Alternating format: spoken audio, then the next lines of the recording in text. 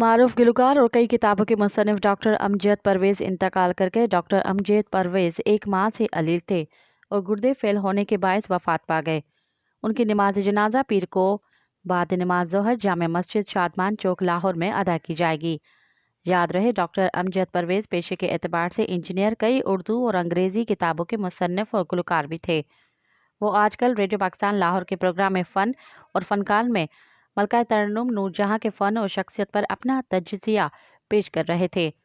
Doctor امجد پرویز نے music کے علاوہ بہت سی کتابیں بھی لکھی۔ وہ طویل عرصہ ایک قومی اخبار میں مستقل طور پر کالم بھی لکھتے رہے۔ ان کالموں کو 2006 اور 2011 میں کتابی شکل میں بھی شائع کیا گیا۔ شوبز شخصیات نے ان کے انتقال پر افسوس کا اظہار کیا۔ مزید خبرن ऐं तफ़सीलात लाइ विज़िट कयो असांजी वेबसाइट www.awamiNewsHD.com ऐं ॾिसंदा रहो अवामी न्यूज़ HD।